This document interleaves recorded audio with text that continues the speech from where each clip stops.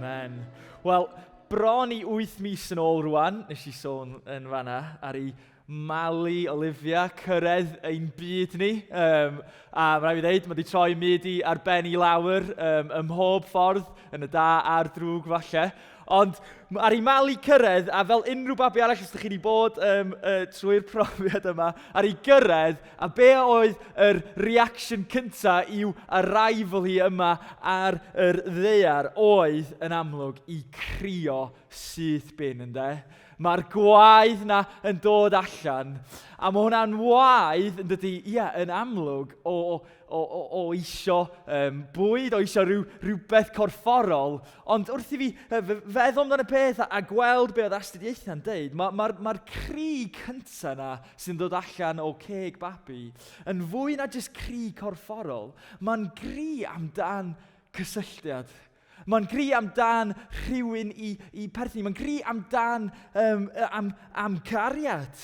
A felly, beth ni'n gweld yn fanna, yn rhan o ni, yn un o'r pethau fwyaf naturiol amdano ni fel pobl, ydy'r angen dwfn yma am gysylltiad, am gariad, am gymuned. Meddyliwch amdano peth, pam fod sitcoms fatha Friends er enghraifft dal i wneud biliynau o bunnoedd i Warner Brothers trwy reruns dyddi yma. Ar ei Friends allan yn dechrau'r 1990s, dwi'n meddwl, neu rhywbeth fel yna. A mae dal i wneud biliynau ar biliynau. Pam mae o mor boblogaidd? Dwi'n meddwl achos mae'n tapio fewn i'r union beth yma. Fo gennyn ni deheuad, syched, dwfn am gwir gymuned. A mae hynna felly hefyd yn egluro, pan da ni ddim yn profi cymuned fel yna, dyna pryd mae pethau yn mynd o'i le yn ein bywydau ni. Oedd yna erthygl yn ddiweddar gan y New York Times ar nhw ddeud fod unigrwydd yn broblem anferth ar hyn o bryd yn ein cymdeithas ni. A fod o actually yn ffactor risg i marwolaeth cynnar, yr un ffordd a mae smocio neu obesity. Dyna pa mor o ddifri ydy unigrwydd a pa mor anodd ydy o pan da ni ddim mewn cymuned. Ond mae'r Beibl, da ni wedi bod yn gweld ar y siwrna yma, ydy, mae'r Beibl yn helpu ni gwneud synwyr o'r hyn da ni'n ei brofi mewn bywyd. Mae'r Beibl yn rhoi atebion i'r hyn da ni yn ei brofi, a mae o'n gwneud synwyr o'r angen dwfn yma o ddi mewn o ni. Achos os da ni'n mynd nôl i dechrau'r stori, da chi'n cofio yn Genesis, ar greiddiau, da ni'n gweld fod Duw yn creu byd hardd, bod bywyd fel y dylai fod. Ac yn hynna mae o'n datgan, yn Genesis 2, mae'n datgan, dydy e ddim yn beth da i'r dyn fod ar ben ei hun. Dwi yn mynd i wneud cymar iddo i'w gynnal.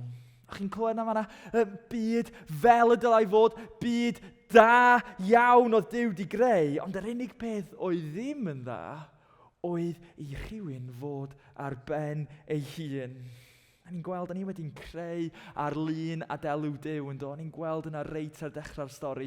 A di Duw ddim yn rhyw loner yn yr awyr ar ben ei hun. Na di, mae Duw ei hun mae o'n bodoli mewn cymuned yn barod.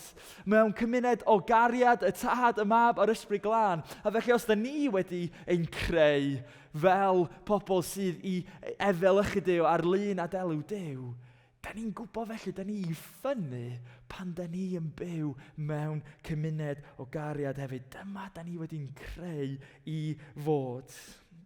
Ond fel da ni'n gwybod yn y stori, dim ond troi y tudalen da ni'n gofyn wneud, a wedyn da ni'n gweld fod popeth yn chwalun, ydy. Be sydd yn digwydd ydy, da ni yn troi i ffwrdd o Duw, a mae pob dim yn cael ei chwalu wedi y cwymp. A felly da ni'n byw mewn byd yn dydan. Da ni'n byw mewn byd ble mae pobl yn ein brifo ni, ble falle da ni wedi profi ffrindiau yn ein gwrthod, falle priodasau yn chwalu a teuluoedd yn disgyn allan. Dwi'n gwybod fy hun, dwi'n siŵr fod chi gallu uniaethu ar profiad yma. Fy mod i wedi brifo eraill yn bywyd. Fy mod i wedi gwneud pethau i brifo pobl. A dwi'n gwybod hefyd y profiad o be ydi o i gael fy mrifo gan eraill hefyd. Ond be da ni'n weld ydy yn y stori, bod Iesu di dod, a fe di dod ato ni i ddod â ni nôl at Duw, i adfer pob dim. Pob dim aeth o'i le, mae Iesu'n dod i roi yn iawn. A mae hynna'n golygu fod wedi dod i roi yn iawn yr angen yma am gymuned. Fod wedi dod i roi ni yn iawn hefo Duw, ia, ond efo'n gilydd hefyd. I ddod â ni fewn i gymuned o gariad fel da ni wedi ein creu. A mae hyn yn digwydd trwy fo yn anfon yr ysbryd lawr. A felly dyna da ni'n mynd i fod yn edrych ar heddiw yma. Dyma ydy'r rhan o'r stori da ni wedi cyrraedd bellach. Yr ysbryd yn dod lawr. A felly fy ngweddi, fy ngobaith ydy ble bynnag da ni arni heddiw yma. Falle bod ni wedi'n brifo gan pobl. Falle bod ni'n dal i frifo. Falle bod ni yn stryglo neu'n teimlo'n ddiwerth, neu yn mynd trwy yr poen yna o fod yn unig. Fy ngweddi ydy fod ni wrth ni edrych ar yr ysbryd yn dod lawr. Fod yr ysbryd yn cyfarfod â ni ac yn ein trawsffurfio ni bore yma. Trwy ddod â ni fewn i, wel, 3 pwynt sydd gennau. Mae yna wahoddiad i fewn i perthynas newydd iddyn ni bore yma. Mae yna wahoddiad iddyn ni fewn i teulu newydd. A mae yna wahoddiad fewn i pwrpas newydd hefyd. So dyna lle da ni'n fod yn mynd hefo'n gilydd heddiw yma. Yn gyntaf, perthynas newydd felly. Dwi'n meddwl os ydych chi wedi ffeindio ar y siwrna yma so far, mae yna lot o themau yn rhedeg trwy'r Beibl yn does? Mae yna lot o themau o'r dechrau hyd trwy'r stori, trwy'r Hen Testament, trwy'r Testament Newydd, yn rhedeg trwyddo fo. A dwi'n meddwl un o'r themau fwyaf amlwg ydy'r thema yma, a 3 gair mae mor syml, y thema yma o Duw gyda ni.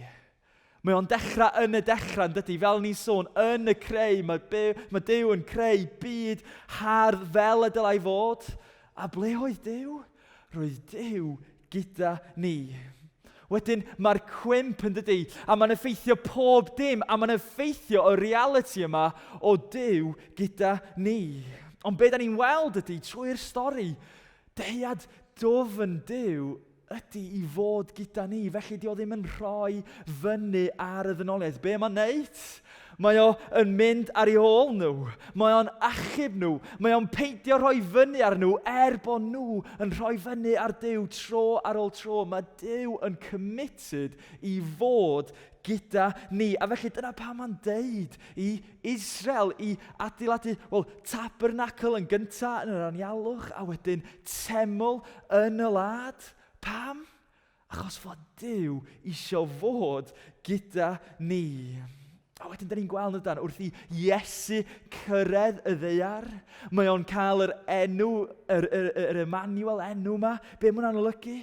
Fod Duw gyda ni. A da ni mond gofio edrych ar y groes yn dydan i weld pa mor committed ydy Duw i fod gyda ni.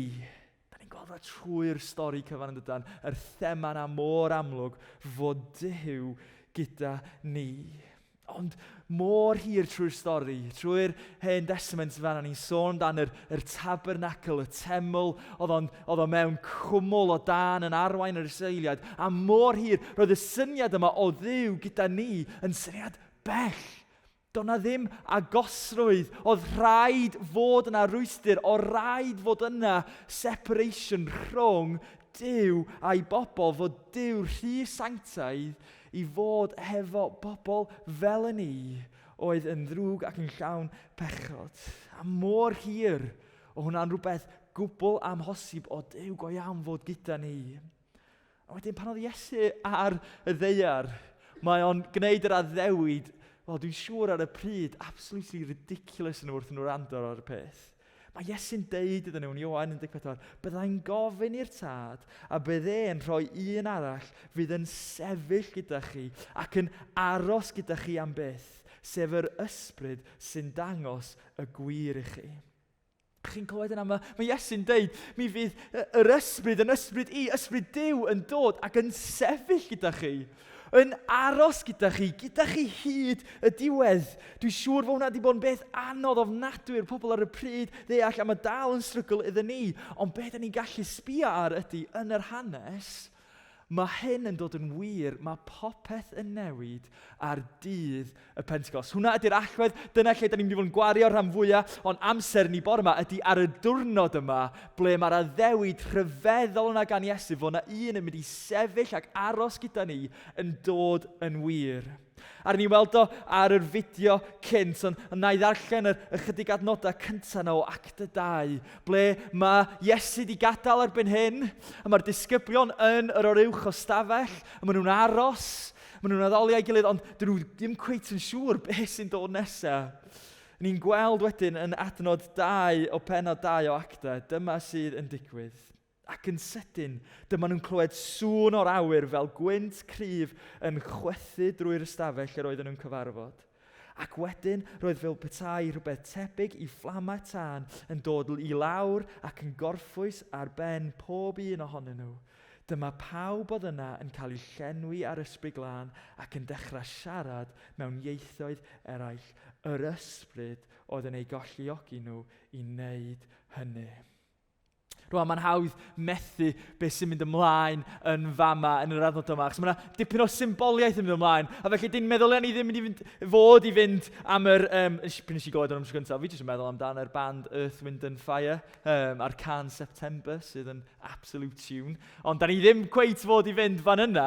Be da ni fod i wneud ydy, da ni fod i cael ein tywys yn ôl i feddwl amdan yr dechrau unwaith eto. Mae'r gwynt a'r tân yn cynrychioli pethau significant yn stori y Beibl. Yn gyntaf, be mae'r gwynt yn gynrychioli? Wel, mae'r gwynt yn cynrychioli, mae'n cymryd ni nôl un greiddiau yn Genesis, yn fanna ble oedd yn y dechrau just anrefn tywyll du. Be da ni'n weld yn y stori ydy fod ysbryd Duw, gwynt Duw, fel yn hofro goruwch y cyfan. A be mae'r gwynt na'n mynd ati wneud ydy ddod â bywyd a trefn allan o'r tywyllwch ble nad oedd dim. Mae bywyd yn dod ag allan o'r anrefn. A felly mae'r gwynt yma yn dod ac yn rhoi bywyd fewn i bobl. So pan da ni'n clywed yn Pentecost fod gwynt Duw yn dod ac yn chwythu, be da ni fod i feddwl am ydy'r anadl yna gan Dduw sydd yn rhoi bywyd. Y gwynt sydd yn dod â trefn o anrefn, bywyd allan o dim byd yn chwythu unwaith eto fewn i ddilynwyr Iesu. Mae hwnna'n significant. Yn ail hefyd, da ni'n gweld y tân. Mae'r tân yn symbol da ni'n gweld trwy stori'r Hen Testament o presenoldeb Duw. Dyna be mae'n gynrychioli. A felly, i unrhyw iddew ar y pryd, byddai'r syniad yma o brofi presenoldeb Duw yn ridiculous fel ni'n sôn, ynddo? Fod o yn beth mor bell, ond fama da ni'n gweld mae'r tân yn disgyn ar pobl Duw. Da ni'n gweld y fama bellach, does yna ddim rhwystyr. Mae Duw wedi dod i fod gyda ni. A felly dyna pam mae Pedr yn sefyll o flaen y dyrfa a mae'n rhannu geiriau y proffwyd Joel o hanes Israel. A mae'n sôn am yr addewid yma oedd wedi cael ei wneud gan Duw hir yn ôl. A ni glywed eto ar y fideo. Dyma di'r addewid. Mae Duw yn deud yn y cyfnod ola byddai'n tywallt fy ysbryd ar y bobl i gyd. Bydd eich meibion a'ch merched yn proffwydo. Bydd dynion ifanc yn cael gweledigaethau a phobl hŷn yn cael breuddwydion. Bryd hynny byddai'n tywallt fy ysbryd ar fy ngweision i gyd. Yn ddynion a merched a bydden nhw'n proffwydo. Waw, am beth, dim plan B da ni'n gweld oedd Pentecost, ddim Duw yn trio meddwl, be nesaf, be da ni'n mynd i wneud? Na, be da ni'n weld ydy, fod Duw di gosod diwrnod mewn hanes, ble oedd o wedi i'r Meseia dod, yn mynd i ddod a cyflawni yr addewid o'r dechrau yn fod o'n mynd i fod gyda ni, gyda ei bobl o. A da chi'n clywed yna yn yr proffwydoliaeth yn dydach? Da ni'n gallu clywed fod Duw yn tywallt i ysbryd o ar bwy? Ar pawb, ynde? Ni'n gweld o yn fanna, bryd yna byddai'n tywallt fy ysbryd ar fy ngweision i gyd. Felly, di o ddim just yn reserfio i'w i'w ysbryd o i falle yr elites, neu falle i'r VIP section. Does o ddim hierarchy pe mae'n dod i tywalliad yr ysbryd. Be da ni'n weld ydy dynion a merched, tlawd neu gyfoethog, ifanc neu hŷn, o bob cefndir a dras ethnig, mae'r ysbryd yn dod i dywall arno ni gyd. A felly mae'n pwynt pwysig i ni gofyn ydy, all neb arall deud fel arall, os ydych chi yn dilyn Iesu bore yma, mae'r ysbryd yn byw yno chi. Rwan nodwch hefyd, be da ni'n gweld yn yr stori yma, fod yr ysbryd ddim just yn rhyw, wel, di o ddim yn rhyw use the force, Star Wars sort of thing, fel yn aml da ni'n kind of meddwl amdan yr ysbryd. So fi'n licio cael rhai o'r pwer ar ffos, ond dwi'n meddwl fel yn gallu, ynddo. Be di yr ysbryd? Di o'n ffos, mae o'n berson. Person fydd gyda ni bob amser nes i diwedd un sydd ddim yn mynd i roi fyny arni lle mae pobl yn rhoi fyny arni. Un sydd ddim yn ein gwrthod ni fod pobl falle mynd i'n gwrthod ni. Un fydd yn dal ati efo ni trwy'r gweitha un. A mae'n ddarn o barddoniaeth enwog, dwi'n siŵr ydych chi wedi dod draws yn yr gorffennol. Gair o'r enw footprints. A'r syniad yma yn yr darn o barddoniaeth ydy fod yna dyn yn cael breuddwyd, fod o'n cerdded hefo Duw ar y traeth, a mae fywyd cyfan fo yn fflachio o'i flaen o. A beth da ni'n gweld ydy, yr holl amser, mae oel traed 2 person yn y tywod, ond wedyn, wrth i'r cyfnodau anodd fflachio o'i flaen o, mond hoel un baradrau sydd i weld. A felly, yn ei boen a'i dicter tuag at Duw, mae'r person yn troi at y Duw yn dweud, ble oedd ti? Ble oedd ti yn y cyfan? Yn yr adegau caled, mond hoel un traed sydd yna. Pam lle wyt ti? Pam ti'n gadael fi yn yr cyfnodau anodd? A wedyn mae Duw yn ymateb yn y darn yma farddoniaeth. Fy mhlentyn, dwi'n digaru. A ti'n gweld pan ddaeth y cyfnodau anodd? Dyna pryd o'n ni yn digario di. Dyna pam hoel mond un person oedd i weld ar y traeth. A dyna ydy rôl yr ysbryd yn ein bod ni. I sefyll gyda ni. I aros gyda ni. I'n cario ni. A felly does na ddim perthynas tebyg i'w gael, nag oes?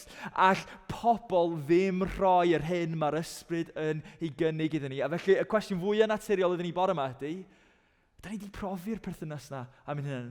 Ydyn ni wedi dod fewn i'r perthynas yna am ein hunain? Mae'r gwahoddiad yna i ni gyd, neu falle un o bore yma, fod ni'n jyst wedi colli golwg ar perthynas yna dyn ni wedi dod fewn i. Fod ni wedi colli golwg ar y rhyfeddod o'r gwahoddiad sydd yma gan Duw i brofi ei bresenoldeb o hefo ni trwy'r amser. Fy ngweddi bore yma ydy, fod ni'n profi hyn yma unwaith eto. Dyna pam, fel dilynwyr Iesu, da ni'n gofyn am tywalliad ffres o'r ysbryd. Ddim achos bod ni yn lacio dim byd, ond achos bod ni angen yn atgoffa unwaith eto ein llenwi o'r newydd o y reality fod Duw yn bresennol hefo ni. Felly, da ni wedi gweld yn gyntaf fod yna gwahoddiad i fewn i perthynas, ond hefyd mae yna gwahoddiad fewn i teulu anhygoel yn does. Achos mae yr ysbryd yn dod a Duw at ni, ond hefyd, fel da ni'n gweld, mae o'n dod i ddod â ni at ein gilydd. A felly, dwi'n gwybod os ydych chi wedi dod ar draws yr coed yma o'r enw'r sequoia neu yr coed coch fawr, yr kind of Canadian redwoods. Dyma ydy rhai o'r coed mwyaf yn y byd. Go iawn, googlech fo, mae o'n absolutely amazing. Mae'r kind of, yr images ydych chi'n gweld ar Google yn nuts pa mor fawr ydy'r coed yma. Ond beth sy'n rhyfeddol amdano nhw ydy, di'w greiddiau nhw actually ddim o'r ddim. So chi'n meddwl i coed mor anferth, bysa'r greiddiau'n ddofn yn y ddaear, ond actually dyn nhw ddim. Beth sy'n neud nhw mor gryf, beth sy'n achosi nhw tyfu mor fawr ac i sefyll trwy y stormydd gweitha, ydy'r ffaith bod y greiddiau wedi plethu a'i gilydd. Dyna ydy sut mae'r coed yma yn sefyll am mor hir ac yn mor gryf, ydy achos bod i'w greiddiau wedi plethu a'i gilydd. Dwi'n meddwl hwnna yn ddarlun anhygoel o be mae'r ysbryd yn gwneud ymhlith ni. Mae o'n dod â ni fewn i deulu, un wedi ei blethu a'i gilydd. A felly ar dydd y Pentecost, da ni'n gweld fod yna cymuned newydd yn cael ei enni'n does? Cymuned oedd y byd ar y pryd erioed wedi ei weld. Ac actually, mi oedd o mor wahanol i'r byd ar y pryd, nath o endio fyny newid yr byd oedd yn bodoli ar y pryd. A ni'n just darllen y disgrifiad da ni'n gael ar diwedd acta 2 o be ydy y gymuned yma. Roedden nhw'n dal ati o ddifri, yn dilyn beth oedd yr apostolion yn ei ddysgu, yn rhannu popeth, yn bwyta a dathlu swper yr arglwydd ac yn gweddio gyda'i gilydd. Roedd rhyw ymdeimlad o ryfeddod dofn yn eu plith nhw. Roedd yr apostolion yn gwneud gwirthiau rhyfeddol oedd yn dangos fod Duw gyda nhw. Roedd pawb oedd yn credu yn teimlo bod nhw'n un teulu ac yn rhannu popeth gyda'i gilydd. Roedden nhw'n gwerthu eu heiddo mwyn gallu helpu pwy bynnag oedd mewn angen. Roedden nhw'n dal ati gyfarfod bob dydd yng Nghwrt y Deml ac yn bwyta a dathlu swper yr arglwydd yn hau gilydd yn llawen a hael. Roedden nhw'n moli Duw ac roedd agwedd pobl tuag atyn nhw yn bositif iawn. Roedd mwy a mwy o bobl yn ymuno â nhw ac yn cael ei achub gan Dduw bob dydd. Am ddisgrifiad am weledigaeth i ni heddiw yma. A mae yna gymaint allan ni bigo allan o'r weledigaeth yma am yr eglwys. Ond dwi eisiau jyst dod â 2 peth sydyn iawn allan iddyn ni. Yn gyntaf, da ni'n gweld fod pawb oedd yn credu yno yn teimlo eu bod nhw fel un teulu. Achos bod nhw'n rhannu yn y rhyfeddod dwfn yma o be oedd yr ysbryd i wneud yn eu bywydau nhw, mi oedden nhw wedyn yn profi undod rhyfeddol hefyd. A mae hwnna'n yn nuts i feddwl amdano, achos mi oedd o'n grŵp o bobl mor wahanol ar y pryd. Rwan mae yna hanesydd, boi ar enw Tom Holland, ddim Spider-Man, ond hanesydd ydi o. Arbenigwr ydi o yn cyfnod y Rhufeiniaid a'r Groegiaid. A dwi'n cofio darllen chydig o'i waith o. A mae o'n mynd ati disgrifio be oedd y cymdeithas Rhufeinig ar y pryd oedd pobl Iesu, dilynwyr Iesu cynnar yn byw ynddi. A be mae'n disgrifio fo fel ydi un dychrynllyd a chreulon. Oedd o'n gymuned oedd yn exploitio ym mhob ffordd. Oedd yr economi i gyd wedi adeiladu ar ceithwasiaeth. Mi oedd yr moesa rhywiol ar y pryd yn golygu fod dyn Rhufeinig ar hawl i gael rhyw efo unrhyw un, pryd bynnag, sut bynnag, pryd bynnag fydda'n hoffi. Oedd na babis o pobl ddim isio yn cael ei gadael ar ben tomenni sbwriel. Mi oedd o, fel oedd Tom Holland yn deud, yn gymuned hynod o greulon. Ond be da ni'n weld ydi yn y tywyllwch yna? Be mae'r ysbryd yn neud? Ond ffurfio cymuned o oleuni ynde? Pobl o undod absolutely rhyfeddol i'r pryd. Fel y sequoia, fel y coed coch mawr yna.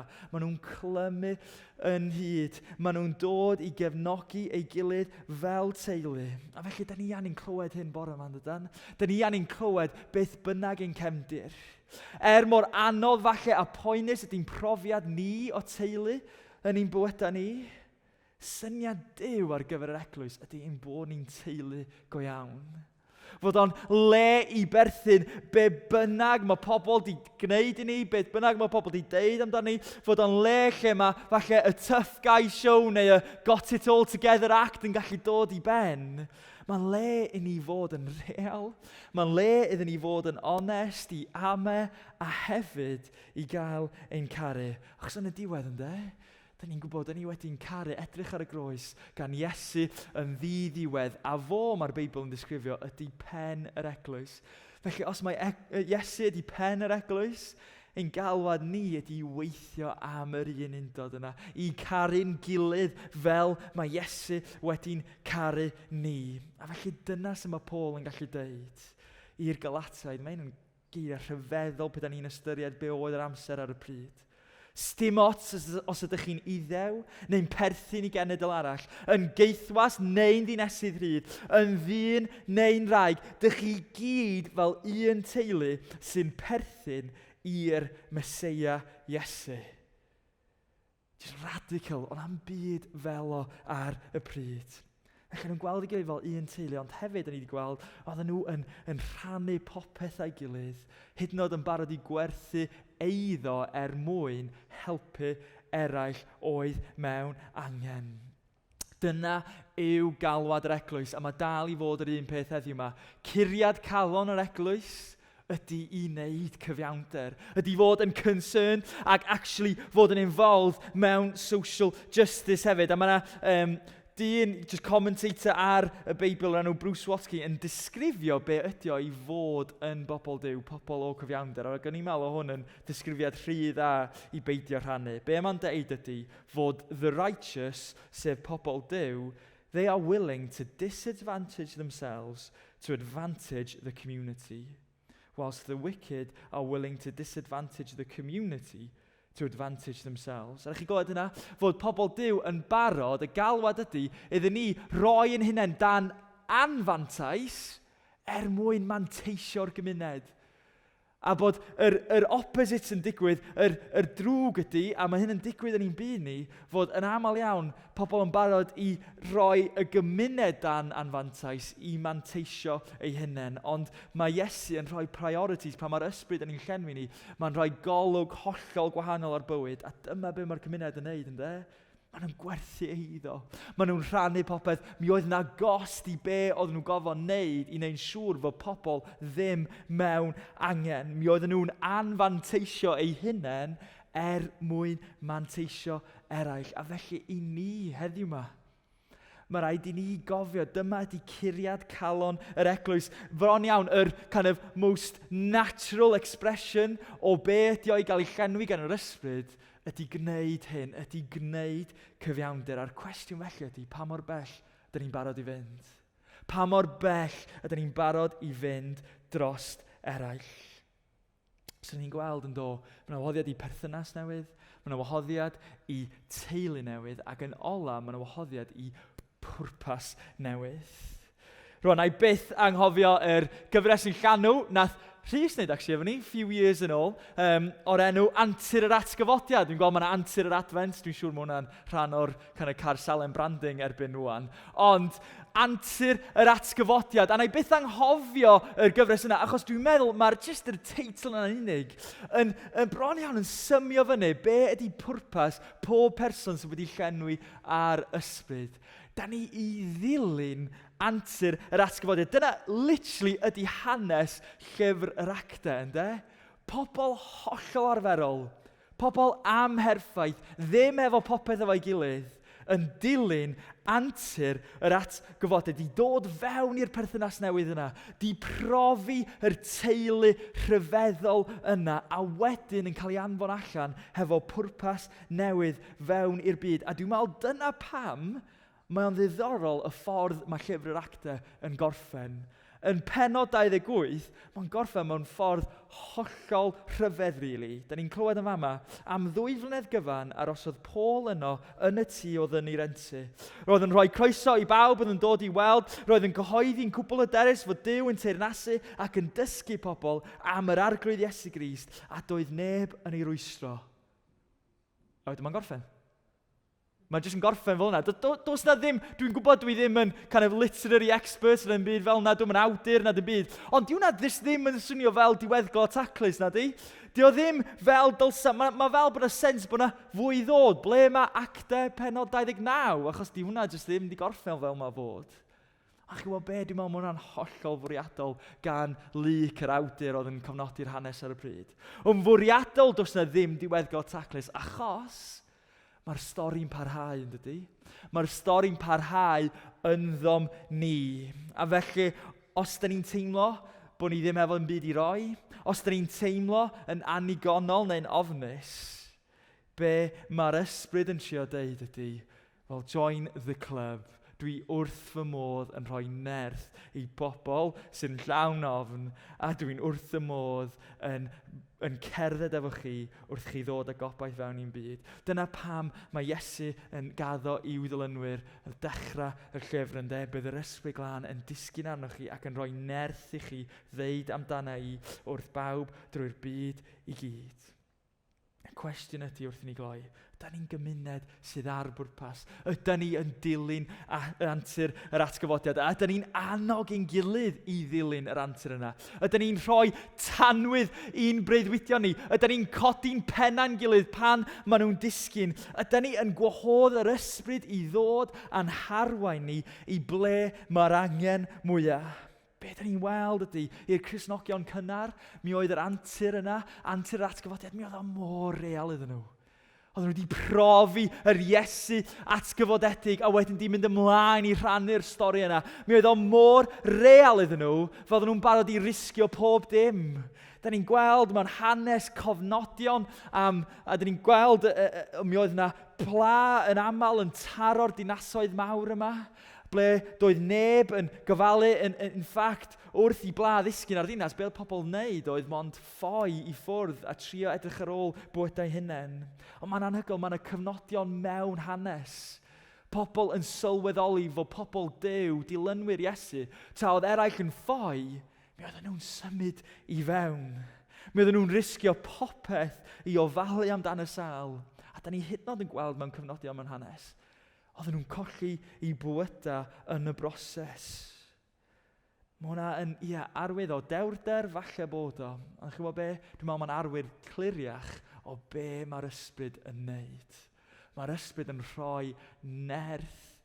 Mae'r ysbryd yn ysbrydoli iddyn ni fyw bywydau ar gyfer rhywbeth llawer mwy na'n hunain. Felly wrth i ni gloi, be am i ni fyw bywydau yn edrych allan? Be am ni fod yn gymuned? Pa wahaniaeth dyn ni'n meddwl amdano, ni'n trefi a'n cymunedau ni, a'n dinasau ni? Be wahaniaeth os bysa pobl Duw go iawn unwaith eto yn cael ei llenwi ar ysbryd? Bod ni yn profi'r rhyfeddol dwfn yna o'r perthynas newydd yna fod Duw gyda ni. Bod ni'n profi'r undod yna, teulu, fel un a'n gilydd. A bod ni'n gweld fod yna pwrpas i ni roi ein bywydau yn gyfan iddo. Chi'n gwybod be dwi'n meddwl amdan hynna? Pan dwi'n dechrau breuddwydio amdan pobl Duw hollol arferol fel ydyn ni, yn sylweddoli pa mor bwerus ydy'r ners y fewn o'n ni a'r pwrpas da ni wedi'n galw i.